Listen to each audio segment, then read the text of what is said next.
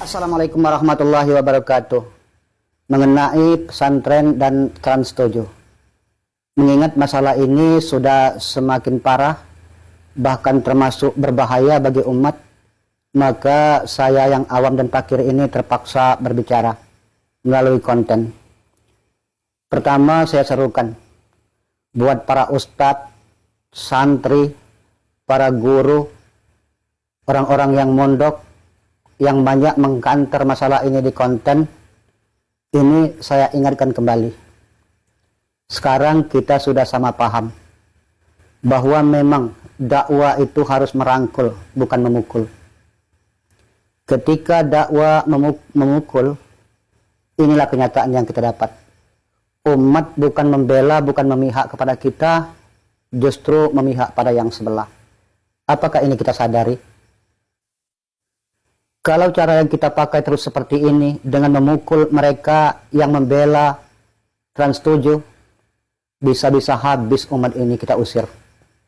Tindakan yang sudah kita laksanakan dengan mencemooh, dengan mengatakan bermacam-macam, mengistilahkan mereka tidak pernah ke pesantren, mengatakan mereka bodoh, tidak cinta dengan pesantren, itu sama saja dengan mengusir mereka. Tugas pendakwah itu merangkul dan membuat mereka makin cinta, bukan semakin mereka muak melihat kita. Berimbas kepada kecintaan kepada kiai para pesantren, itu akibat ulah kita sendiri. Karena kami lihat perkembangan sekarang, permasalahan awal adalah dari Trans 7 ke pesantren, tapi sewotnya sepertinya sudah tidak lagi ke Trans 7, tapi yang membela Trans 7. Mereka yang memihak pada Trans 7. Berbagai konten yang kami lihat yang mengaku membela pesantren, memperbaiki citra pesantren, justru memperburuk mata pesantren, mata kiai, di mata publik, di mata umat ini. Contoh, banyak sekali konten yang mengatakan siapa-siapa yang membela Trans 7, mereka tidak pernah mengenyam pendidikan di pondok pesantren. Ada juga yang menawarkan, kalau kalian ingin tahu, silakan ke pesantren. Bahkan yang lebih parah lagi, ada lagi yang sampai mengatakan, hai monyet, kepada orang-orang yang mendukung Trans 7.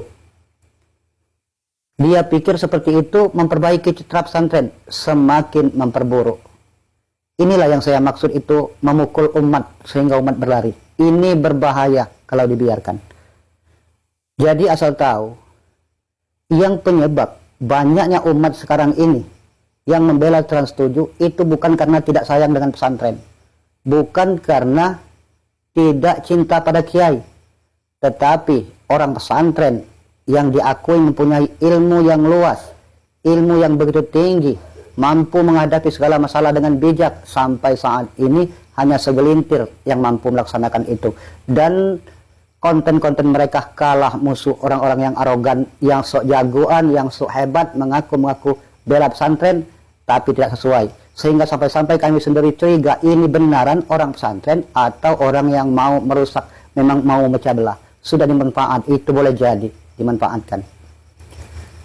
Jadi buat saudara-saudaraku yang di pesantren, lulusan pondok pesantren, para dai, para ustadz, sadarilah bahwa antara kalian dengan Trans 7 itu tidak beda antara guru dengan murid. Tidak beda seperti, bukan selepel. Bayangkan bila seorang murid mengkritik seorang guru, Pak, kenapa begitu? Tahu-tahu gurunya marah-marah karena dikritik. Apa yang terjadi? Muridnya bukan semakin pintar, bahkan semakin bodoh dan menjauh. Padahal tugas guru itu membuat siswanya semakin pintar dan semakin dekat dengan dia. Begitulah yang terjadi. Sebagai guru, yang dilakukan itu harusnya dengan pendekatan yang menjelaskan, yang membuat siswa lebih pintar. Apa yang siswa tidak mengerti dijelaskan dulu permasalahan. Bukan guru yang marah, malah sampai dengan kata-kata kotor, bodoh dan bermacam-macam. Ini kalau sudah seperti ini, siapa yang akan disalahkan kalau akhirnya umat ini lari? Semestinya umat Islam ini berpihak ke pesantren, ke kiai. Kok bisa-bisanya berpihak ke Trans 7? Apa yang mereka suka dengan Trans 7? Belum tentu ada. Cuma tidak suka melihat cara pembelaan yang membabi buta tanpa keilmuan dan tidak sesuai dengan lulusan pesantren. Itu yang jadi masalah. Jadi dengan adanya ini, jadikan pelajaran bahwa jangan hanya teori bahwa dakwah itu harus merangkul umat, bukan memukul. Bukan hanya teori, praktek yang terpenting. Jadi seakan-akan sekarang ini orang pesantren cuma bisa teori, pasti praktekkan di lapangan, ditempuh masalah, sama sekali ilmunya tidak digunakan. Ini kecewa umat, kecewa sekali. Mereka mendukung Trans 7 bukan karena benci kepada pesantren, bukan karena benci kepada kiai. Itu adalah bentuk kekecewaan umat kepada orang-orang pesantren yang dikira berilmu tinggi, berkualitas, ternyata tidak mampu untuk mengaplikasikannya ketika mendapat masalah. Itu yang sebenarnya. Kami sudah mendapatkan beberapa video. Ada ustadz-ustadz yang memang dengan benar, lurus, mereka berusaha menjelaskan bahwa ini bukan feodalisme, bahwa ini bukanlah suatu kesalahan. Mereka bahkan sampai mengeluarkan dalil, mengeluarkan cara berpikir dengan akal. Tapi konten mereka kalah seru, kalah viral dengan konten-konten yang dengan cara arogan. Kasihan mereka, mereka sudah payah untuk berusaha menyelamatkan pesantren dengan benar, dengan cara yang sudah profesional sesuai dengan keilmuan, tapi dirusak oleh mereka yang kita pun tidak tahu. Boleh jadi di antara orang yang mengaku kami adalah orang pesantren. Siapa-siapa yang tidak suka dengan pesantren, silakan keluar. Boleh jadi mereka itu cuma konten kreator yang mengatasnamakan diri orang pesantren, padahal mereka tidak pernah mengenyam pendidikan pesantren. Mereka cuma cari viral. Ini berbahaya. Bahkan ini bisa dimanfaatkan oleh orang-orang yang ingin memecah belah Islam. Siapa penyebabnya? Apabila terjadi perpecahan nomor sekian murid, yang pertama disebabkan guru dulu. Dalam hal ini siapa gurunya? Trans TV? Bukan. Trans 7? Bukan. Yang mereka yang berilmu agama yang tinggi itulah gurunya. Kenapa mereka tidak bisa mendidik umat? Mereka sudah sekian tahun. Mereka itu tangan-tangan dari yang kuasa, yang diamanatkan untuk perbaiki umat ini. Ternyata ketika ada masalah mereka tidak mampu, bahkan arogan. Jangan salahkan umat kalau membela Trans 7.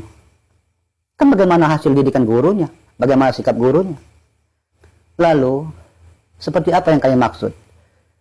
Ketika ini memang sudah tidak ada solusi, tertutup pemikiran, sementara keadaan semakin meruncing dan semakin parah, maka kami memberikan usul. Bagaimana usulnya? Satukan kekuatan pesantren. Buat satu kesatuan, lalu keluarkan konten yang memang konten tersebut bukan perorangan, tapi atas nama dari seluruh pesantren. Isinya apa? Satu, atas video-video yang memang terjadi salah paham oleh masyarakat. Jika memang ada penjelasan, jelaskan masalah itu. Baik dengan dalil ataupun dengan akal, jelaskan. Agar masyarakat ngerti. Yang kedua, kalau memang ada video-video yang memang tidak bisa ditoleransi di pesantren, baik itu misalnya pencabulan terhadap santri dan lain-lain, itu siapapun sudah tahu itu memang salah. Bahkan dari orang-orang pesantren pun ada yang sudah mengakui bahwa itu memang benar terjadi, tapi tidak di semua pesantren. Nah itu kita akui di video kita, bahwa itu benar ada, kita akui, dan inilah yang memang menjadi PR kita untuk kita perbaiki bersama. Jangan sampai terjadi lagi di pesantren. Akui seperti itu.